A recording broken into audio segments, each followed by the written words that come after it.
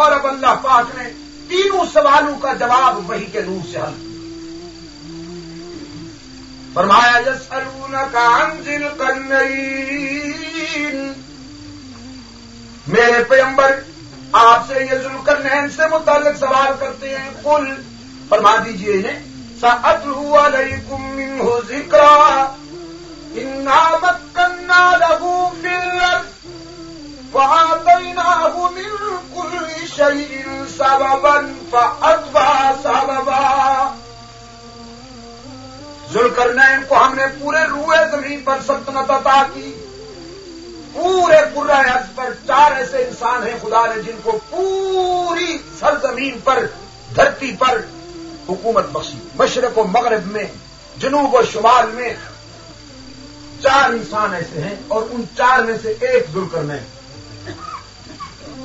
دوسرے سوال کا جواب دیتے ہوئے رب العالمین نے فرمایا یسألونک عن الروح، آپ سے یہ روح کے متعلق سوال کرتے ہیں، جواب دیجیے قل الروح من امر ربی، انہیں بتائیے کہ روح میرے اللہ کا امر ہے، روح میرے اللہ کا امر ہے۔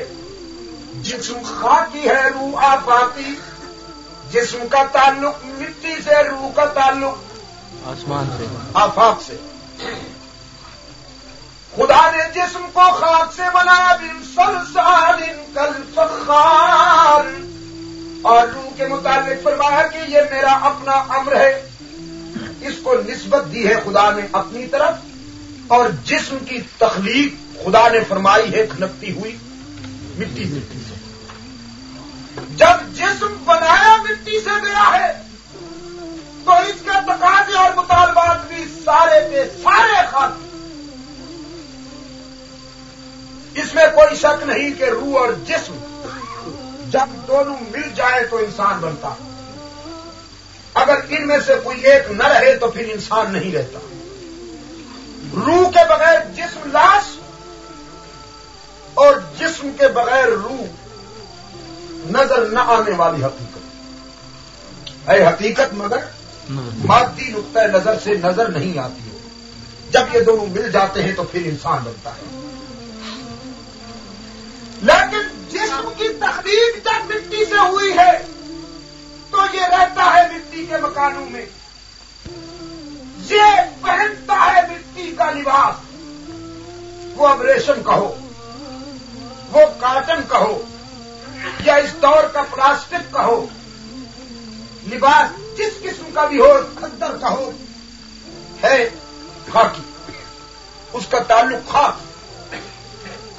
یہ سوار ہوتا ہے تو بدکم خاکی، اسے پیاس لگے تو مشروب خاکی، اسے بھوک ہو تو غذا خاکی، وہ چاہے کسی بھی شکل میں ہو لیکن بہرحال اس کا تعلق خاک سے ہوگا۔ اور جب یہ لائف پیریڈ پورا کر لیتا ہے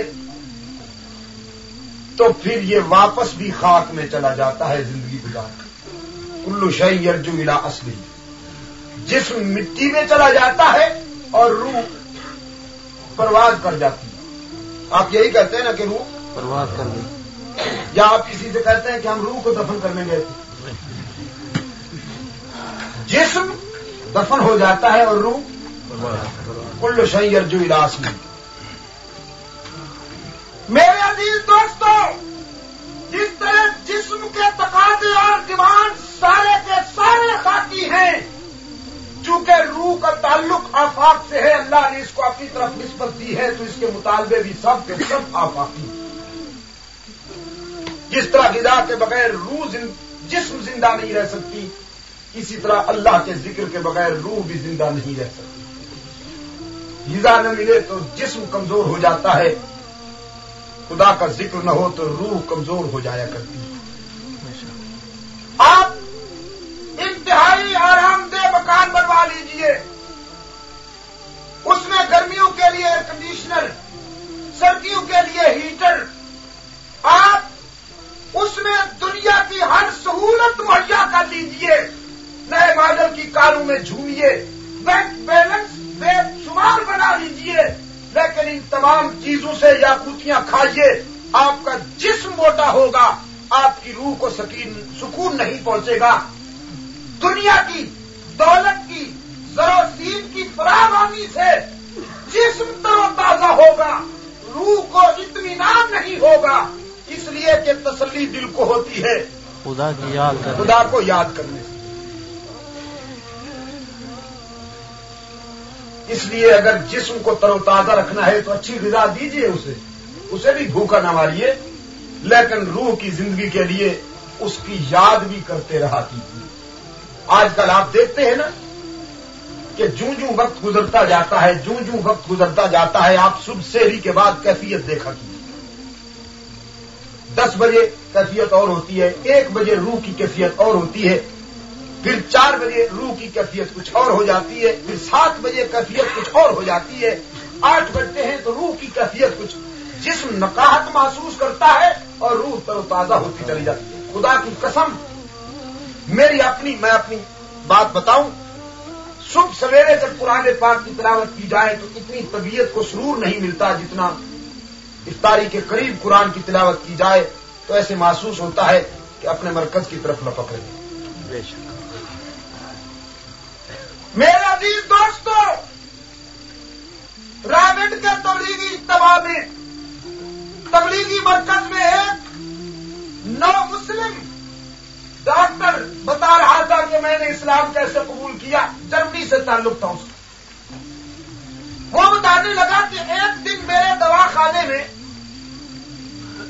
8-9 آدمی آئے ایسی درویش سے، مجھے بڑی خوشی ہوئی کہ ماشاءاللہ اچھے خاصے مریض آ گئے۔ ڈاکٹر تو ہر آنے والے کو بیمار سمجھتا ہے نہیں، بڑا خوش ہوا کہ اچھے خاصے مریض آ گئے۔ یہ حضرات جا کے بیٹھے، وہ جب مریض سے فارغ ہو کر پوچھنے لگا آپ کو کیا کیا تکلیف ہے،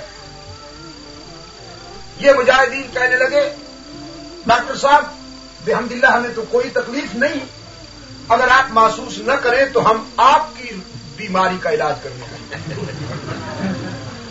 ہم آپ کو ٹھیک کرنے آئے۔ وہ کہنے لگا میں تو بیمار نہیں ہوں، آپ دیکھتے نہیں ہیں کہ بالکل صحت مند ہوں، توانا ہوں۔ تبلیغی مجاہدین فرمانے لگے کہ جسم تو آپ کا بالکل صحت مند ہے، آپ کی روح بیمار ہے اور ہم اسی کا علاج کرنے آئے۔ وہ بتا رہا تھا کہ میں نے پوچھا آپ میری روح کی بیماری کے لیے کون سا علاج لائے ہیں، کون سا فارمولہ لائے ہیں؟ سوچ رہا تھا ٹیبلٹ بتائیں گے، کیپسول بتائیں گے، انجیکشنز بتائیں گے یا مکسچرز بتائیں گے، پتہ نہیں کوئی آپریشن لائے ہیں۔ کیا فارمولہ ہے آپ کے پاس میری روح کی علاج کا؟ تبلیغی دوست فرمانے لگے انسانی روح کی بیماریوں کے لیے آج سے 1400 سال پہلے بین الاقوامی سرجن، انسانی بیماریوں کے بین الاقوامی سرجن رحمت للعالمین صلی اللہ علیہ وسلم نے یہ فارمولہ بتایا ہے کہ اشہد ان لا الہ الا اللہ و اشہد ان محمدا عبدہ و رسولہ، جب یہ پڑھ لو گے تو تمہاری روح صحت مند ہو جائے۔ ڈاکٹر صاحب کہتے ہیں میں نے ان سے کہا کہ تم میرا مذہب بدلنے آئے ہو، یہ بات تو نصیبے سے ہوتی ہے، بعد میں دیکھیں گے، پہلے یہ بتاؤ کہ مجھے نیند کیوں نہیں آتی۔ یہ میرا ذاتی مسئلہ ہے، میرا پرسنل پرابلم ہے کہ اچھی غذا کھا کے سوتا ہوں، عیسائی تھا، لحم خنزیر فرائی کر کے سوتا ہوں، کھا بستر میرا آرام دہ، کمرہ میرا ہیٹر میں گرم ہوتا ہے یا ایئر کنڈیشنر سے ٹھنڈا رہتا ہے، میں بٹن دباؤں تو درجنوں نوکر بھاگ آتے ہیں، مجھے زندگی کی ساری سہولتیں حاصل ہیں، سونے چاندی کے ڈھیر ہیں میرے پاس، لیکن رات کو جب بستر پہ جاتا ہوں تو لوٹتا رہتا ہوں کہ ہر ایک تار بستر صورت خار مغیرہ ہوتا ہے، خواب اور گولیاں کھا کر مجھے نیند آتی ہے۔ پہلے مجھے یہ بتاؤ کہ یہ میرا ذاتی مسئلہ ایسا کیوں ہے کہ مجھے نیند نہیں آتی؟ تبلیغی جماعت کے مجاہدوں کے پاس کسی کے پاس قرآن پاک کا چھوٹا سا نسخہ تھا، انگلش ٹرانسلیشن والا، اس نے جلدی سے قرآن پاک نکالا جیب سے اور کھول کے رکھ دیا۔ قرآن پاک پکار رہا تھا ویل لکل ہمزۃ لمزہ، ویل لکل ہمزۃ لمزۃ الذی جمع مالا وعددہ یحسب ان مالہ اخلدا۔ مارا گیا وہ انسان جس نے دولت کو ہمیشہ رہنے والی شے سمجھ کر گن گن کے سنبھالا، اسے بڑی چاہتوں سے اکٹھا کیا اور دائمی چیز سمجھ کر اپنے سینے سے لگائے رکھا۔ اس نے یہ سوچا کہ یہ ہمیشہ میرے ساتھ رہے گی۔ مارا گیا وہ انسان، اس نے اپنے لیے غلط رفیق چنا۔ یہ ہمیشہ ساتھ دینے والی شے نہیں، آج کسی کے پاس تو کل۔ آپ کے ہاتھ میں جو نوٹ ہوتا ہے نا پرانا اور بوسیدہ تھا، ذرا اس سے پوچھا کیجئے کہ کتنے ہاتھوں سے لے کے آئے، کہاں کہاں سے ہو کے آئے ہو۔ اب قرآن پاک کا انہوں نے ایک دوسرا حصہ نکال کے رکھا ہے۔ ایک اور سورت پکار رہی تھی الہاکم التکاثر، دولت جمع کرنے کی ہوس نے اے انسان تجھے مار ڈالا۔ الہاکم التکاثر حتی زرتم المقابر، دولت جمع کرنے کی ہوس نے تجھے ہلاک کر دیا، یہاں تک کہ قبر کی دیواروں سے جا ٹکرائے گا۔ ہزاروں ہیں تو لاکھوں کی ہوس، لاکھوں ہیں تو کروڑوں کی ہوس، کروڑوں ہیں تو اربوں کی ہوس۔ اربوں مل جائے تو اب زمین پہ رہنے کو جی نہیں چاہتا، چاند پہ جانا چاہتا۔ تسکین تو ہونی ہی نہیں نا۔ انسان یہ سمجھتا ہے کہ دولت کے انبار لگا کر مطمئن ہو جائے گا، بیلنس سے اس کو سکون دل حاصل ہو جائے گا۔ لیکن قرآن نے کہا یہ تیری بھول ہے، یہ فریب نفس ہے جس میں تو مبتلا ہے۔ اب تیسری جگہ انہوں نے قرآن پاک کی کھول کے رکھی۔ قرآن پاک نے اطمینان قلب کے لیے ذریعہ بتایا کہ الا بذکر اللہ تطمئن القلوب۔ اطمینان قلب کے لیے دولت کے انبار لگانا ضروری نہیں، ذکر یاد ضروری ہے۔ اس کو یاد کرو گے تو دل مطمئن ہو جائے گا۔ بس کہتا ہے میں نے قرآن کا یہ فارمولہ پڑھا تو میرے دل نے گواہی دی کہ یہی سچائی ہے اور یہی انسانی فطرت کے مطابق ہے۔ کہتا ہے اسی دن سے آمنہ کے لال کے غلاموں کی صف میں آ کھڑا ہوا ہوں۔ پہلے گوشت فرائی کر کے کھا کے سوتا تھا تو نیند نہیں آتی تھی، اب تبلیغی مرکز میں آلو کا شوربہ پی کے سوتا ہوں، آدھے آدھے سیر کے آلو۔ کہتا ہے شوربہ آلو کا پی کے سوتا ہوں، گھوڑے بیچ کے سوتا ہوں، صبح تہجد کے لیے مجھے آ کے جھنجھوڑ کے جگاتے ہیں کہ اٹھو مسٹر، اب ذرا اللہ کو بھی یاد کر۔ تو ہم دعا کریں نہ کریں ان مجاہدین کے لیے جو کافروں کو مسلمان بنا رہے ہیں، بہت کام کر رہے ہیں، جو کافروں کو مسلمان بنا رہے ہیں۔ خدا انہیں دن دگنی رات چگنی ترقی دے کہ نہ دے؟ یا وہ ٹکر بھن کیوں دے رہے ہیں جڑے مسلمانوں کو کافر بنا رہے ہیں؟ ایک اور جنس بھی ہے نا خیر نال حلوائیاں دی،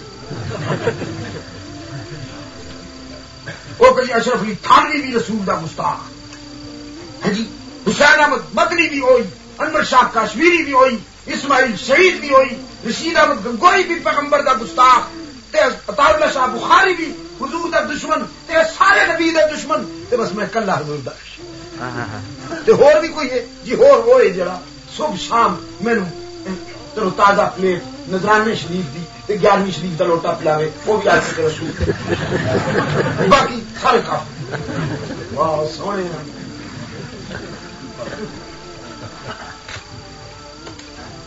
بدحواس ہو گئے تبلیغی جماعت کے لشکر کو دیکھ کر، خدا کی قسم آواز کھو بیٹھے بیچارے، اور اب بھونڈی نقل شروع کر دی ان کی۔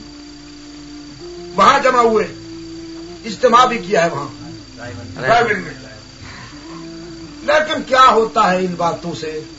کسی کے 10 بیٹے دیکھ کر جو خسرا کہے کہ اب میں بھی 1 سال کے بعد بیٹا آئے گا،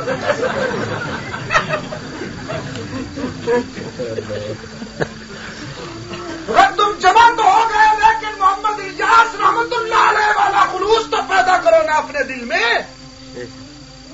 اس عاشق رسول نے دنیا کفر میں اسلام کا چراغ روشن کیا اور تم ایسے نمک حرام ہو کہ مسلمانوں کو کافر بناتے ہو. تمہارے فتووں کی زد میں اپنے آئے ہوئے ہیں. میرے عزیز دوستو، میں یہ عرض کر رہا تھا کہ روح کے متعلق یہ جواب دیا گیا کہ یہ میرا امر ہے، اس کا تعلق مجھ سے.